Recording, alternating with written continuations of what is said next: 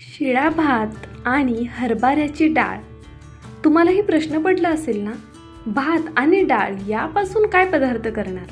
अहो, पदार्थ एवढा कमाल आहे, तुम्ही एकदा केलात तर खात्रीने सांगतेय पुन्हा पुन्हा ही रेसिपी नक्कीच कराल. अगदी रोज म्हटलं तरी कराल. बरं, शिळ्या भाताची सुद्धा वाट पाहणार नाही. ताजा भात असेल ना आत्ता घरामध्ये तरीसुद्धा लगेच करायला घ्याल. अशीच आहे ही रेसिपी, अगदी झटपट होणारी. कशी करायची चला पाहूया. हाय, हॅलो, नमस्ते. मी पूजा. मी आणि बरंच काही या यूट्यूब चॅनलवर तुम्हा सगळ्यांचं अगदी मनापासून स्वागत करते. ही रेसिपी करायला अतिशय सोपी आहे, अतिशय झटपट होणारी आहे. अगदी कोणीही सहज करू शकेल अशा पद्धतीने ही रेसिपी आज मी तुमच्यासोबत शेअर करते. जर नवीन तुम्ही किचनमध्ये आला असाल आणि पोहे उपमा करायचा नाही आहे तर ही रेसिपी नक्कीच एकदा करून पहा.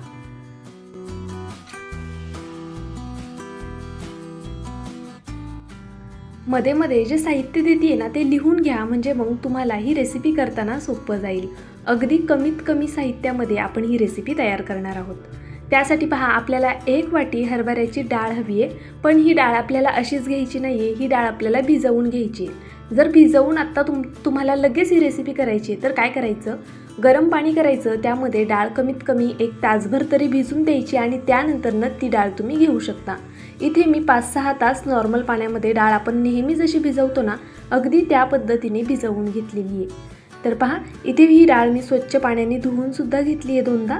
आता आपण हा भात थोडा वेळ साईडला ठेवूया आणि आधी ह्या डाळीची तयारी करून घेऊया. तर पहा, एक मिक्सरचं भांडं घ्यायचं आणि ही डाळ या मिक्सरच्या भांड्यामध्ये घालून घ्यायची अशा पद्धतीने. जर तुम्हाला लगेचच ही रेसिपी करायची आणि तुमच्याकडे एवढा वेळ नाही आहे की तुम्हाला ही डाळ भिजवण्यासाठी सुद्धा म्हणजे खूप भूक लागलेली आणि लगेच रेसिपी करायची, तर त्यासाठी काय करायचं, मुगाची डाळ असते ना आपल्याकडे, ती कोमट पाण्यामध्ये फक्त 5-10 मिनटं भिजत घातली तरीसुद्धा आरामात ती डाळ भिजली जाते. तर जर तुम्हाला लगेच ही रेसिपी करायची असेल ना तर तुम्ही मुगाच्या डाळीची सुद्धा ही रेसिपी करू शकता. 5-10 मिनटं डाळ भिजत ठेवा, तोपर्यंत बाकीची तयारी करून घ्या. तर पहा, इथे मी 1 इंच आलं घेतलेलं आहे, त्याच्या अशा पद्धतीने काप करून घेतले, म्हणजे मग आलं लवकर बारीक होईल. त्याचबरोबर 10-12 लसणाच्या पाकळ्या घ्यायच्या आहेत आपल्याला. सोबतच 3 ते 4 हिरव्या मिरच्या, तिखट तुम्ही जसं खात असाल त्या पद्धतीने तिखट घ्यायचं आहे. आणि अर्धा चमचा जिरं आणि थोडा ओवा घेतलेला आहे मी. तर आता या मिरच्या आपण तोडून घालूया यामध्ये, म्हणजे मग मिरच्या लवकर बारीक होतील. तर पहा, आपल्याला हे सगळं छान असं बारीक वाटून घ्यायचं आहे. आता इथे दरदरीत वाटलं गेलं आहे, त्यामुळे मी यामध्ये थोडंसं पाणी घालणार आहे. अर्धी वाटी पाणी पुरेसं आहे आपल्याला ही संपूर्ण डाळ वाटण्यासाठी. तर पहा, अशा पद्धतीने इथे मी ही डाळ वाटून घेतली. तुम्हाला जवळून सुद्धा दाखवते. पहा, खूप अशी दाणेदार ठेवली नाही आहे, थोडी रवाळ आहे, पण खूप अशी मोठी ठेवायची नाही आहे आपल्याला डाळ. आता ही संपूर्ण वाटलेली जी डाळ आहे ती आपण यामध्ये काढून घेऊया. आपण नेहमी वडे करतो ना, डाळीचे वडे, त्यावेळेस आपण अशा पद्धतीने डाळ वाटून घेतो, फक्त त्यामध्ये थोडी दरदरीत अशी आपण डाळ ठेवतो. तर चला, आता ही डाळ वाटून झाली की साईडला ठेवून देऊया. आता काय करायचे, आपल्याला एकदम लहान वाटी पोहे घ्यायचे, म्हणजे आपण जो पदार्थ करतोय त्याला बाइंडिंग छान येईल. हे पोहे मी 2 ते 3 पाण्याने स्वच्छ धुवून घेतले. त्यानंतरनं मिक्सरच्या भांड्यामध्ये काढून घेऊया. आता यामध्येच आपल्याला जो शिल्लक राहिलेला भात आहे तो घालायचा आहे. इथे तुम्ही ताज्या भाताचा सुद्धा वापर करू शकता, तांदूळ कोणतेही असतील तरी चालतील. आता हे माझ्याकडे इंद्रायणी तांदूळ होते. इंद्रायणी तांदळामुळे खरं तर कोणताही पदार्थ खूप जास्त छान होतो. तुम्ही जो कोणता तांदूळ वापरत असाल तो तुम्ही इथे नक्कीच घेऊ शकता.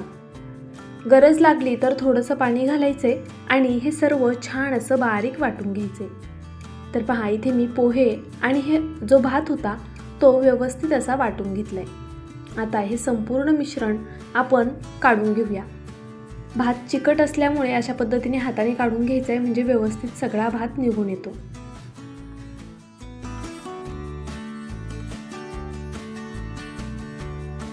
तर पहा, इथे मी संपूर्ण मिश्रण काढून घेतलं. त्यानंतरनं एक मीडियम साईजचा कांदा अशा पद्धतीने अगदी बारीक कट करून घेतलाय.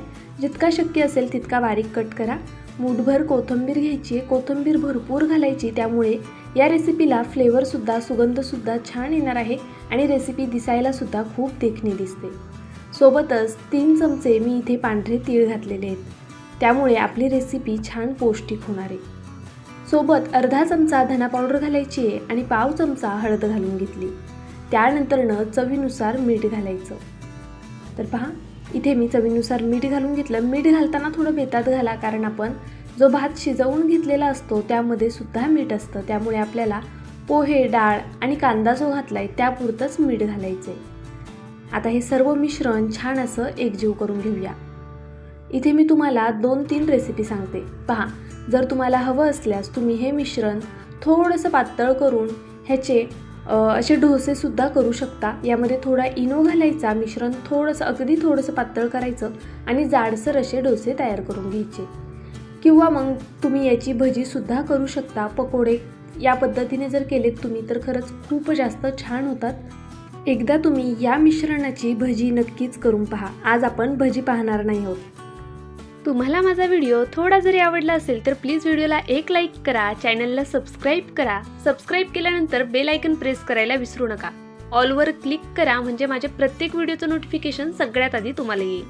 हाईप या ऑप्शनवरती क्लिक करून जे काही पॉईंट्स असतील ते द्यायला मात्र विसरू नका. तुमचं एक लाईक, एक सबस्क्राईब आणि हे हाईपचे पॉईंट्स माझ्यासाठी खूप मोलाचे आहेत. छानशी कमेंट करा. चला रेसिपीकडे वळूया. आज मी तुम्हाला खूप छान असे छोटे छोटे पॅनकेक दाखवणार आहे. त्यासाठी पहा, इथे तव्यामध्ये तेल घालून घ्यायचे. तुम्ही तवा घ्या किंवा पॅन घ्या, किंवा जर तुमच्याकडे पसरट अशी कढई असेल तर ती घेतली तरीसुद्धा चालणार आहे. यामध्ये मी 1.5 चमचा तेल घालून घेतलं. त्यामध्ये पहा, आपण इथे 4 पॅनकेक करून घेणार आहोत एकाच वेळी. म्हणजे आपला वेळसुद्धा वाचेल आणि झटपट ही सर्व प्रोसेस होईल.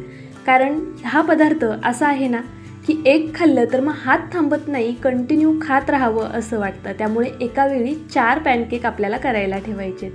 हे छान छोटे छोटे धपाटे म्हणू शकता, किंवा मग तुम्हाला हवं ते नाव तुम्ही याला नक्कीच देऊ शकता.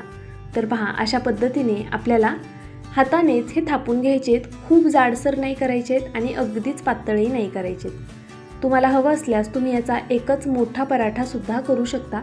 पण त्यामुळे काय होतं, ज्यावेळेस आपण तो पलटी करायला जातो त्यावेळेस तो तुटण्याचे चान्सेस असतात. त्यामुळे शक्यतो असे लहान लहान करा, म्हणजे तुटणारही नाही आणि छान होतात. पहा, अशा पद्धतीने जर तुम्ही ताज्या भाताचा हा पदार्थ केलात ना तर मुलांच्या टिफिनसाठी सुद्धा देऊ शकता. आता झाकण ठेवूया. गॅसची फ्लेम मीडियम टू लो आहे. मीडियम टू लो फ्लेमवर हे सर्व छान असं होऊन देऊया. इथे कमीत कमी 2.5-3 मिनटं हे होऊन दिलेले. पहा, 2 मिनटानंतरनं झाकण काढले आणि पुन्हा अर्धा मिनटं मी हे असंच ठेवून देणार आहे. आता आधी मी खालच्या साईडनी चेक करते. तर पहा, खालची साईड एवढी गोल्डन झाली नव्हती, म्हणून मी अर्धा 1 मिनटं पुन्हा तसंच ठेवून आता हे पलटी करून घेते. अगदी या पद्धतीने छान रंग येईपर्यंत आपल्याला हे पॅनकेक भाजून घ्यायचे. पहा, अशा पद्धतीने छोटे छोटे वडे म्हटलं तरी चालेल, पसरट वडे असे खायला खूप जास्त कुरकुरीत लागतात. तुम्ही तव्यामध्ये बारीक गॅसवर हे जेवढा वेळ होऊन द्याल ना तेवढेच हे खायला खूप छान लागतात. कारण ह्याला वरतून एक क्रंचीनेस येतो, छान असे क्रिस्पी होतात. त्यामुळे अप्रतिम चव लागते. आपण नेहमी जे वडे करतो ना त्यापेक्षा कितीतरी पटीने छान या पद्धतीचे असे पसरट वडे होतात. तर पहा, इथे मी हे सर्व पलटी करून घेते. खालची साईड भाजली आहे की नाही ते पाहते, पण एवढी भाजलेली वाटत नाही आहे, म्हणून मी पुन्हा ह्याला पलटी करून दुसऱ्या साईडनी अजून थोडं भाजून घेणार आहे. कारण ह्या वड्यांची मेन खासियत हीच आहे की आपण जेवढा जास्त वेळ हे भाजून घेऊ ना तेवढेच ते खायला अजून जास्त रुचकर लागणार आहेत. तर पहा, अशा पद्धतीने आपल्याला हे सर्व भाजून घ्यायचे. सुरुवातीला जे तेल घातलं होतं तेवढ्याच तेलामध्ये हे 4ही पॅनकेक तयार झालेले आहेत. आता इथे एका प्लेटमध्ये मी मेयोनीज आणि केचप घेतले आणि त्यासोबत हे थालीपीठ म्हणा किंवा वडे म्हणा हे देणार आहे. पहा, अशा पद्धतीने अप्रतिम होतात खरंच. यामध्ये ना थोडी मिरची जास्त घालायची, लसूण आणि अद्रक जास्त घालायचं, खायला खूप जास्त छान लागतात. तुम्हाला हवं तर तुम्ही वेगवेगळ्या प्रकारच्या भाज्यासुद्धा यामध्ये नक्कीच कट करून घालू शकता. त्यामुळे हा पदार्थ अजून जास्त पौष्टिक होईल. पहा, वरतून खरं सांगते खूप कुरकुरीत झालेले, खूप मस्त झालेले. बारीक गॅसवर छान होऊन द्या. तुम्हाला सुद्धा हा पदार्थ एवढा आवडेल की तुम्ही आठवड्यातनं 2-3 वेळा नक्कीच कराल. मिश्र डाळींचे सुद्धा तुम्ही सेम या पद्धतीने हे वडे करू शकता. तर पहा, इथे आपले हे गरमागरम वडे तयार झालेले आहेत. पाहुण्यांना नाश्त्याला करा किंवा मुलांना डब्याला करा, अप्रतिम रेसिपी आहे. व्हिडिओ थोडा जरी आवडला असेल तर व्हिडिओला नक्कीच एक लाईक करा. नवीन असाल तर सबस्क्राईब करून घ्या. माझा व्हिडिओ तुम्ही कुठून पाहताय ते सुद्धा मला कमेंट करून नक्कीच कळवा. माझा व्हिडिओ संपूर्ण पाहिलात त्याबद्दल खरंच खूप मनापासून धन्यवाद. उद्या पुन्हा भेटूया अशाच एका छानशा रेसिपीसोबत. तोपर्यंत bye. Thank you so much for watching.